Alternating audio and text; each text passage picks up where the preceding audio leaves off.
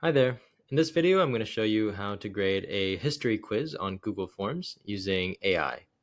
So for this video, we have an example history quiz here in Google Forms called History Quiz Key Historical Concepts.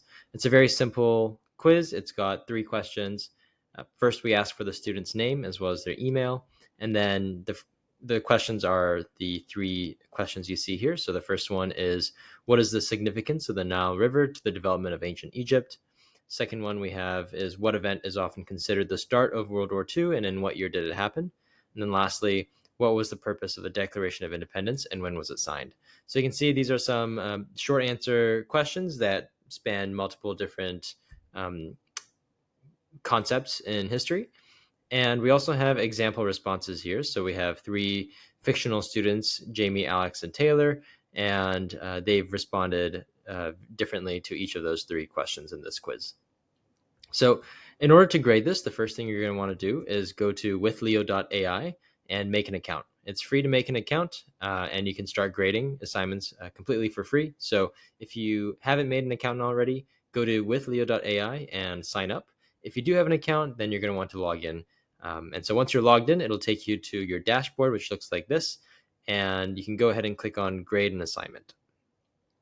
Now we want to select the type of assignment that we want to grade. We have three options here. One is score-based, one is rubric-based, and one is feedback, highlighted feedback. So we're going to go with score-based because our quiz is based on accuracy. We're looking for a specific answer in the student's response. If you have a rubric that you'd like to use, you can go with the second one. Or if you're grading an essay, for example, you can go with the third one. But for now, we'll click on score-based. We'll give this assignment a name. This is step one. And I'm just going to copy over the same name as the Google form quiz, history quiz, key historical concepts. And that's step one. So now step two, we have to define the questions and the grading criteria.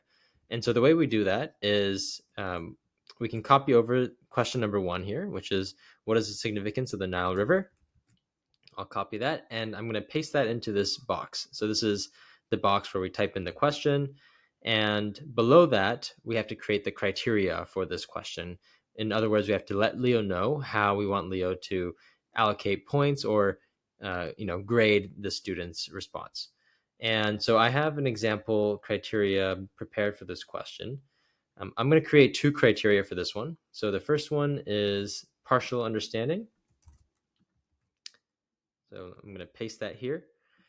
This one is, in order for students to get 1 point, they need to have demonstrated partial understanding and mentions one correct aspect. So either water, farming, or transportation. Now, you can also add a second one for full correctness. And I'm going to paste that in here as well.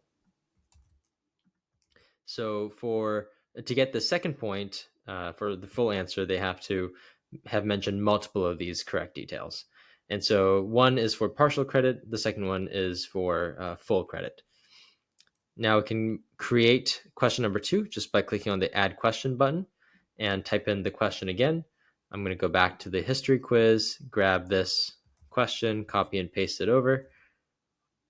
And then for this one, I do have the criteria created manually, but I wanted to highlight this button here, which allows Leo to suggest a criteria for this question. So if I click on that, it's going to take the question that I've pasted in just now, and it's going to suggest a criteria on how to grade it. So you can see student identifies the invasion of Poland as the event that is often considered the start of World War II. Now, in this case, it didn't include a criteria for the year. So I'm going to add that manually by clicking on Add Criterion. And I am going to say student identifies 1939 as the year of the invasion. So there we go. This is a 2-point question, one for the invasion of Poland, and then one for also getting the correct year. And then we have one more question, question three. So I'm going to go back to the Google form quiz. I'm going to copy this question and paste it over into this box. And then again, we can click on add criteria with AI, and it's going to suggest a criteria for us. And so there we have it. We have the first criteria being student identifies the purpose of the Declaration of Independence as announcing the American colony's separation from British rule. And then the second one is student correctly states that the Declaration was signed on the 4th of July of 1776. And so now I'm happy with this, with the criteria. I'm happy with the questions, and I can move on to step 3, which is more options. These are optional. The first option is handwritten. So if the student submissions are on paper and they've scanned them, you're going to want to select that so that Leo knows to look out for handwriting. And then the second option is to provide instant feedback. And this is useful if you want to give a link to your students, a URL for your students to upload the homeworks or the assignments directly, and it will grade in front of them instantly. And so the benefit of that is students will get feedback, within a minute. The downside is it doesn't give you, the teacher, the opportunity to review the AI suggested feedback and the AI grade. And so for this example, we're going to leave both of these off, and then I'm going to click on create. So now it's the assignment's been created, and it's going to ask me for the student submissions. And because we have created the assignment on Google Forms and we have the responses on Google Forms, I'm going to download those as a CSV file. So you're going to go to the responses tab and click on the 3-dot button at the top right. There's going to be an option to download responses as a .csv.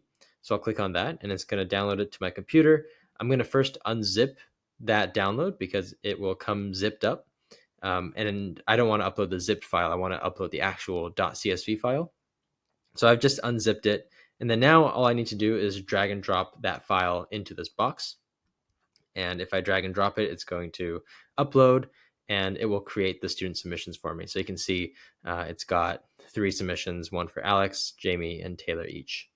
Now they're all ready to grade, and all I have to do now is click on the grade all button at the top right, and then that's going to submit all of these to Leo for grading. And this process takes about 30 seconds to 1 minute.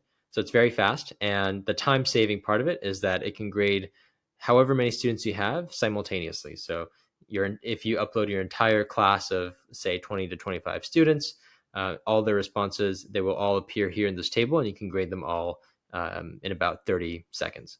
So I'm going to skip forward in time, and I'll cut to when all these grades are completed, so you don't have to wait those few seconds in this video.